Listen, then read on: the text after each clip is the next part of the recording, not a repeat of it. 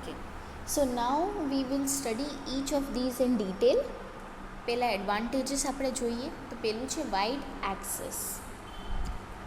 Communication media having become very fast, written communication enjoys a wide access. Written communication is the most economical and probably the only means of communication when the sender and receiver of the message are separated by long distances. Written messages have the widest possible coverage. જો સૌથી વધારે audience cover કરતું હોય તો એ return messages જ છે. Communication media બહુ વધતું જાય છે એટલે રિટન કમ્યુનિકેશનનું પણ એરિયા જે છે એ વધતો જાય છે. આ સૌથી સસ્તો પોસાય એવો મીન્સ ઓફ કમ્યુનિકેશન છે અને આ એવું કમ્યુનિકેશન છે જ્યાં સેન્ડર અને રિસીવર બે સેપરેટેડ હોય છે, લોંગ ડિસ્ટન્સમાં હોય છે.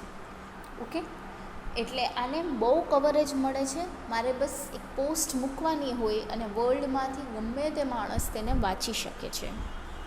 પણ જો હું ઓરલ કમ્યુનિકેશન કરું છું તો એ વાત મેં ખાલી જેને કરી હોય એના સુધી જ મારી વાત પહોંચી શકે છે. મારી પાસે હવે કોઈ બહુ સારો આઈડિયા હોય અને હું મારી ફ્રેન્ડને ઓરલી વાત કરું છું તો એ મારી ફ્રેન્ડ સુધી જ એ આઈડિયા રહેવાનું છે. પણ જો હું લખીને તેને પોસ્ટ કરી દઉં છું તો એ આઈડિયા જે છે એ જેટલા લોકો વાંચશે એના સુધી પહોંચી શકે છે. એટલે એનું કોઈ ઓડિયન્સ ફિક્સ રહેતું નથી. એટલે રિટન કમ્યુનિકેશન જે છે એને ખૂબ વાઇડ ઓડિયન્સ એટલે કે વાઇડ એક્સેસ મળે છે. Second point is precision and accuracy. Written messages are prepared with due thought and care. The communicator must be accurate and factual because authenticity of written message can be challenged and verified. The writer must organize his ideas logically before writing. As a result, written communication tends to be more accurate, precise and reliable. હવે return communication જે છે એને prepare કર્યા પહેલાં બહુ સરખો વિચાર કરી લેવો પડે અને ખૂબ કેરફુલી એને લખવું પડે છે. શું કામે? કેમ કે એ મેસેજને કોઈ પણ માણસ સાચો છે કે ખોટો એનો ક્લેમ કરી શકે છે. એટલે એની ઓથેન્ટિસિટીને ચેલેન્જ કરી શકે છે કે તમે અમને ખોટા ન્યૂઝ સ્પ્રેડ કરો છો એવી વાત એ લોકો કરી શકે છે.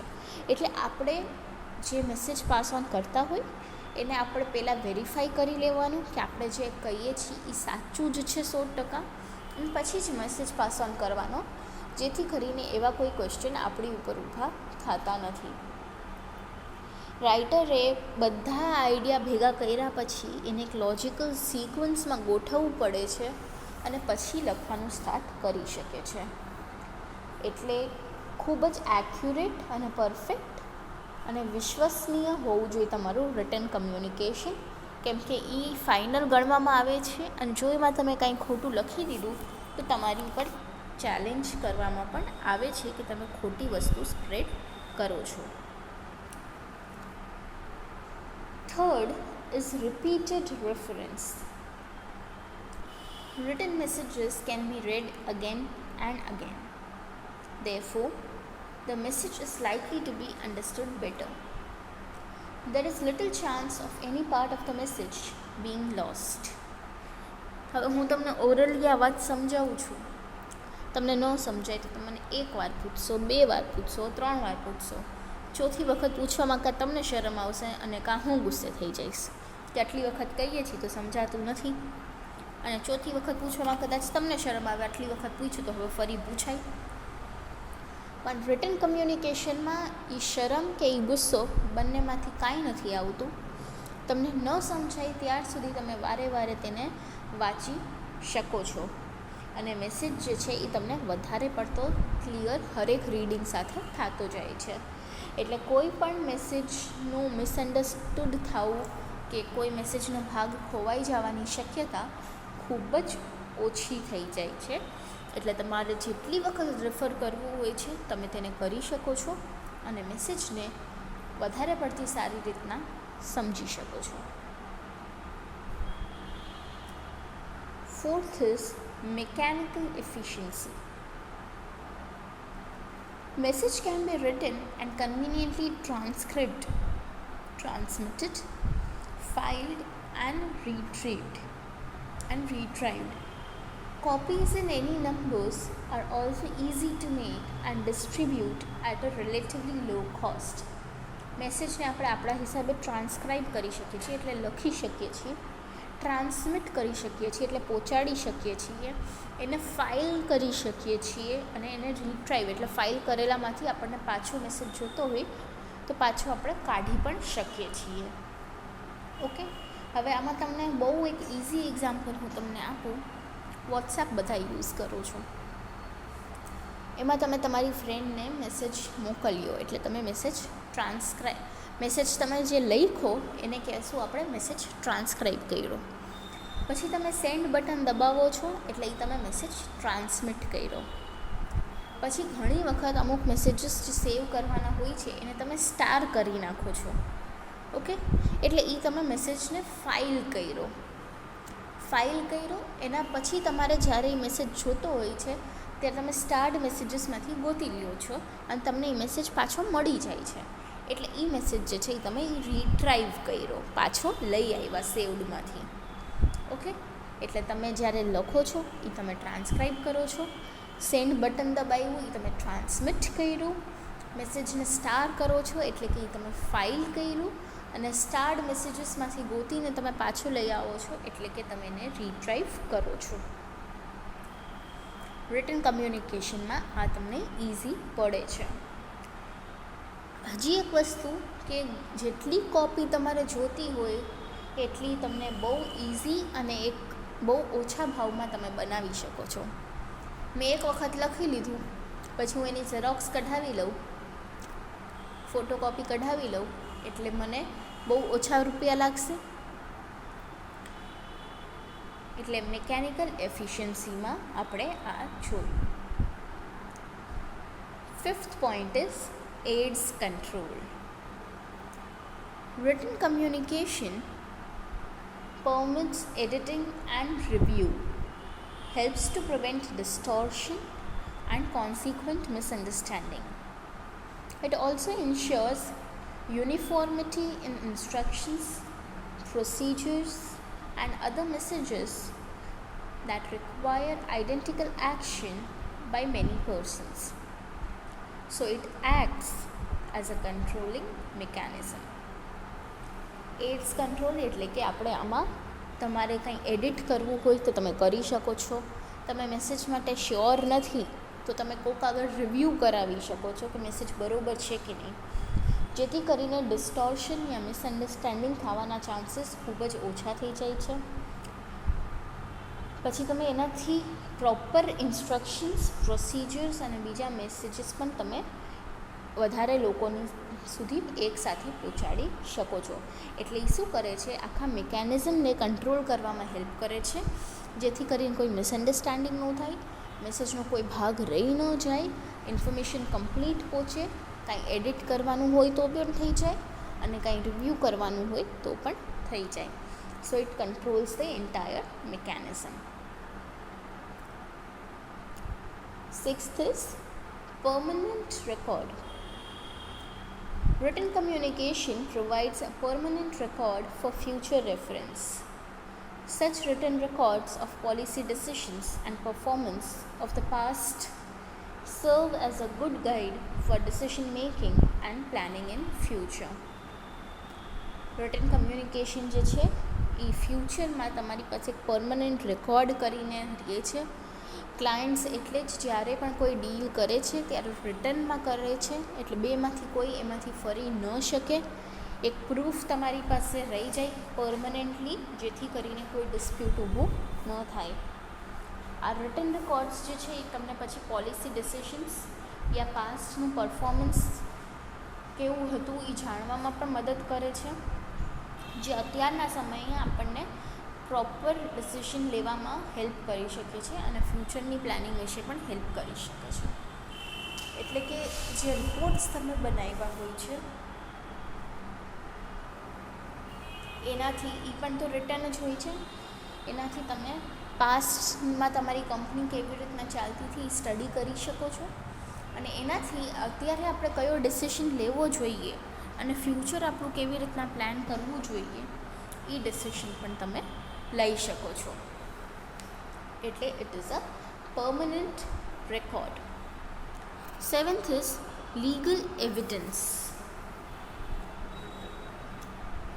Written messages may be used as legal evidence in the court of law and in case of disputes with employees, clients, etc. Written records are more reliable and acceptable as a documentary proof. So, it is always advisable that even if some message has been communicated orally, it should be later confirmed in writing. હવે કોર્ટમાં છે ને proof તરીકે return messages legal ગણાય છે, એટલે એ legal proof ગણવામાં આવે છે. એટલે ગમે ત્યારે કોઈ એમ્પ્લોઈઝ યા ક્લાયન્ટ્સ વચ્ચે ડિસ્પ્યુટ હોય તો તમે જે તમારી ડીલ રાઇટિંગમાં કરી હોય એ તમે કોર્ટમાં દેખાડી શકો છો અને એ લીગલ પ્રૂફ ગણવામાં આવશે. એટલે રિટન રેકોર્ડ્સમાં વધારે પડતો લોકો વિશ્વાસ કરે છે કેમ કે એ એક તમારી પાસે ડોક્યુમેન્ટરી પ્રૂફ બનીને રહી જાય છે. એટલે જ ઘણી વખત ભલે હવે ડીલ કર્યા પહેલાં ઓબ્વિયસલી બે કંપનીના મેનેજર્સ મળવાના જ છે અને ઓરલી એ લોકોએ બધી વાત કરી જ લીધી હશે, પણ છતાં પણ એ લોકો પછી એક કન્ફર્મેશન માટે રિટનમાં મેસેજ પાસ ઓન કરે છે યા ઈમેલ કરે છે. એ પણ રિટનમાં જ થયું ને, એટલે રિટન મેસેજ પાસ ઓન કરે છે જેથી કરીને એ વાતને કન્ફર્મ કરે છે કે આપણી આવી રીતના વાત થઈ હતી અને આ ડીલ સાથે હું સહેમત છું. એટલે ફ્યુચરમાં કોઈ ડિસ્પ્યુટ યા મિસઅન્ડરસ્ટેન્ડિંગ ઊભી થાય તો એકાબીજાની સાઈડથી ટ્રાન્સપરન્સી રહી શકે અને આ એક રિટન રેકોર્ડ જે છે એ લીગલ એવિડન્સ પણ બની શકે છે. 8th is lengthy messages. Written communication is also suitable for transmitting lengthy messages, which is never possible in oral communication.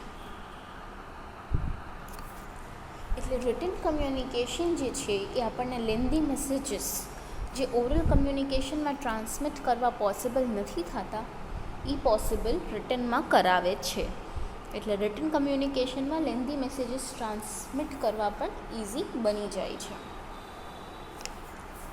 9th is fixed responsibility. When orders, instructions and decisions are recorded and conveyed in writing, responsibility for errors and untruths can be easily fixed on the communicator. Nobody can shift or avoid his responsibility. So written communication ensures more security and safety.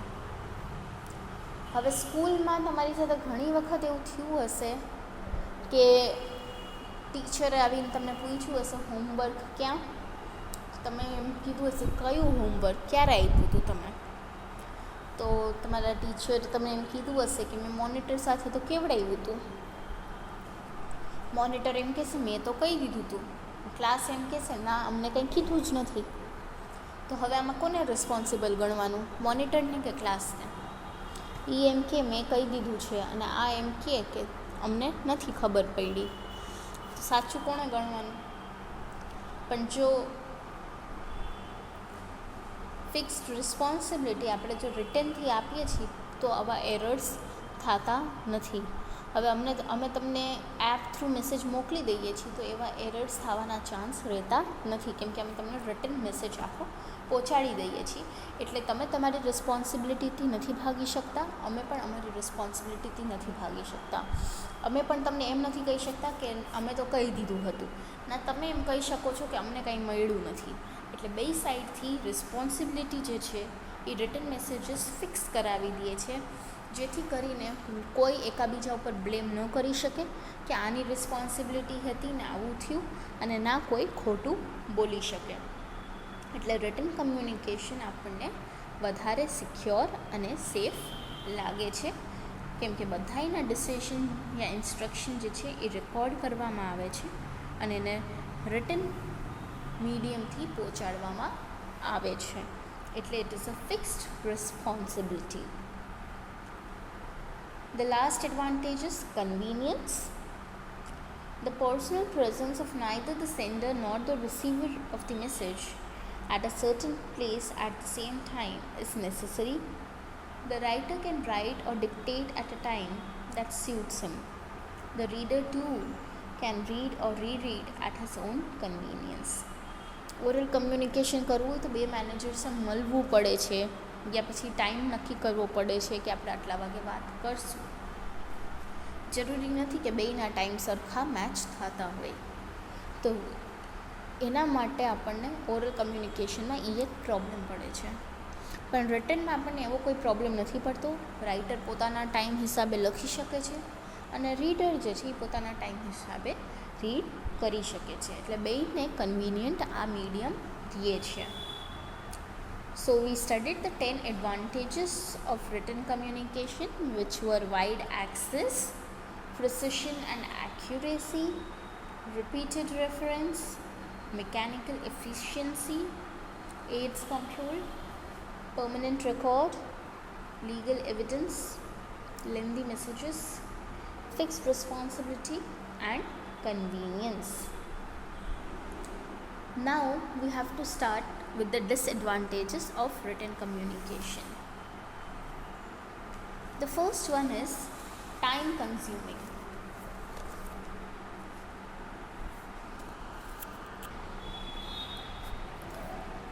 તેમાં પહેલું છે time consuming. In addition to the time involved in sending messages, time has to be spent in putting the message in writing. As much time is wasted, it is not suitable when the message is to be sent immediately. કે message લખવામાં પણ આપણને time લાગે છે, send કરવાનો time તો અલગ. એટલે એમાં બહુ બધો ટાઈમ વેસ્ટ થઈ જાય છે. એટલે જ્યારે ઇમિડિયેટ કમ્યુનિકેશન કરવું હોય છે ત્યારે આપણને રિટન કમ્યુનિકેશન હેલ્પફુલ થતું નથી. Second is costly. Written communication is more expensive than oral communication. Paper and ink or typing costs are involved in addition to postage, etc. If the message is poorly drafted, written communication becomes ineffective. It costs a lot of money to store written records. હવે અગર તમે નાનું audience માટે return communication use કરો છો તો એ oral communication કરતાં expensive થઈ જશે. પણ જો લાર્જ ઓડિયન્સ માટે તમે કરો છો તો ઓરલ કમ્યુનિકેશન એક્સપેન્સિવ થશે અને રિટન કમ્યુનિકેશન સસ્તું થશે. હવે નાના ઓડિયન્સ માટે કરો છો ત્યારે તમને પેપર અને ઇંકના ભાવ લાગે છે, ટાઈપિંગના ભાવ લાગે છે, પોસ્ટ કરવાના ભાવ લાગે છે, અને એમાંય અગર મેસેજ સરખું ન લખાણો હોય તો કાંઈ ઇફેક્ટ પણ નથી રહેતી મેસેજની. એટલે બધું વેસ્ટ થઈ જાય છે. આની સાથે સાથે જ આ બધા મેસેજીસને કે રિટન મેસેજીસને સ્ટોર કરવાના પણ તમને અલગથી રૂપિયા લાગે છે. એટલે રિટન કમ્યુનિકેશન નાના ઓડિયન્સ માટે કરવું એ ખૂબ જ કોસ્ટલી થઈ જાય છે. Third is lack of secrecy. It is difficult to keep written messages completely secret. Although the written messages may be addressed to a particular person and may be confidential, there is always a possibility that it might leak out or fall into wrong hands. Written messages ને completely secret રાખવું થોડુંક મુશ્કેલ છે. આપણે લખ્યું તો હોય કે આપણે કોના માટે મેસેજ લખ્યું છે, નામ તો ઉપર લખેલું હોય, પણ હર વખતે એ કંઈ કોન્ફિડેન્શિયલ રહી નથી શકતું. ઘણી વખત એવું પણ બને છે કે મેસેજ એમાંથી લીક થઈ જાય યા ખોટું માણસ એને વાંચી લે છે. આના ઘણા બધા એક્ઝામ્પલ્સ આપણે મૂવીમાં પણ જોયા હોય છે કે કાંઈક કોન્ફિડેન્શિયલ મિશન હોય છે અને લેટર યા ડોક્યુમેન્ટ હાથમાં આવી જાય છે અને બધી ઇન્ફોર્મેશન લીક થઈ જાય છે. એટલે સિક્રેસી મેન્ટેન કરવી ખૂબ જ ડિફિકલ્ટ થઈ જાય છે જ્યારે આપણે રિટન કમ્યુનિકેશનની વાત કરીએ છીએ ત્યારે. અત્યારે જે બધા કેસીસ ચાલે છે એમાં પણ એવું જ હોય છે ને કે ચેટ્સ પકડાણી એટલે એ લોકોને પ્રોબ્લેમ વધારે થવા માંડે, કેમ કે એ લોકોની જે કોન્ફિડેન્શિયલ વાતો હતી એ બધી બહાર નીકળી જાય છે. એટલે રિટન મેસેજીસમાં સિક્રેટ મેન્ટેન કરવું, કોન્ફિડેન્શિયાલિટી મેન્ટેન કરવી ખૂબ જ ડિફિકલ્ટ થઈ જાય છે અને ખોટા હાથમાં પડે તો આપણને નુકસાન પણ થઈ શકે છે. Fourth is rigidity. Written communication lacks flexibility. Words once used cannot be changed, or facial expressions, gestures, etc. cannot be used to reinforce words put in the written form. હવે શું કહેવા માંગે છે કે રિટન કમ્યુનિકેશનમાં ફ્લેક્સિબિલિટી નથી હોતી. તમે એક વખત જે લખી દીધું એ ફાઇનલ થઈ ગયું. હવે તમે પોતાની કોઈ વાતને ફેશિયલ એક્સપ્રેશનથી, જેસ્ચર્સથી પણ સમજાવી નથી શકતા. તમે જે લખ્યું છે એ જ તમારી લકીર બની જાય છે અને એ જ હંમેશા રહે છે. એમાં કોઈ ફ્લેક્સિબિલિટી તમને જોવા મળતી નથી કે તમે પાછું એને ચેન્જ કરી શકો, એવું પણ બનતું નથી. Fifth is impersonal. Written messages tend to be formal and there is lack of personal touch. Lack of face-to-face communication does not encourage the building of healthy relationship between the two parties. Therefore, the receiver cannot be persuaded personally and he remains less receptive. એટલે કે return messages જે છે એ formal રહે છે પણ એમાં personal touch આપણને જોવા મળતો નથી, કેમ કે ફેસ ટુ ફેસ કમ્યુનિકેશન નથી થતી. એટલે આપણે જે સામેવાળા સાથે એક રિલેશન મેન્ટેન કરવો હોય યા બનાવવો હોય એ આપણે બિલ્ડઅપ નથી કરી શકતા, કેમ કે ના એ તમને જોઈ શકે છે ના તમે એને જોઈ શકો છો. ઓરલી વાત કરતા હો તો ત્યારે બીજી તમે એક બે વાત કરી શકો, પણ રિટનમાં એ વસ્તુ પોસિબલ થતી નથી. એટલે આપણે એને પર્સનલી નથી સમજાવી શકતા અને એને ઓછી ઇન્ફોર્મેશન મળે છે. ઇમ્પર્સનલ વાત રહે છે કેમ કે આપણે એને લખી દીધું, હવે એમાંથી જે સમજે એની ઉપર જ વાત રહેશે. Sixth is delayed feedback. Immediate feedback is not possible in case of written communication. આ આપણે પહેલાં પણ જોયું હતું. The sender of the message has no opportunity to judge the reaction from the facial expressions of the receiver. Gestures and facial expressions cannot be used to reinforce written words. This also affects the process of decision making. આપણે પહેલાં પણ જોયું હતું કે રિટનમાં આપણને feedback તરત નથી મળતું. સેન્ડરને રિસીવરના ફેશિયલ એક્સપ્રેશન્સથી પણ જજ કરવા નથી મળતું કે એની વાત સમજાય છે કે નહીં, એ માની ગયા કે નહીં, એવું પણ નથી પોસિબલ થતું. અને ના એ પોતાની વાત સમજાવવા માટે કોઈ ફેશિયલ એક્સપ્રેશન યુઝ કરી શકે છે. એટલે આ બધી વાતોથી ડિસિશન શું લેવો એ ડિસિશન મેકિંગ ઉપર ઘણો બધો અફેક્ટ થાય છે. એટલે ફીડબેક આપણને મોડેકથી મળે છે. The last disadvantage is delayed clarification. Immediate clarifications and adjustments cannot be made in written communication because of the absence of physical presence of the two parties communicating with each other. The receiver too has to write back in case of doubts or queries. એટલે તરત આપણે કોઈ clarification યા adjustment નથી કરી શકતા કેમ કે બે પાર્ટી એકાબીજાની સામે હાજર નથી.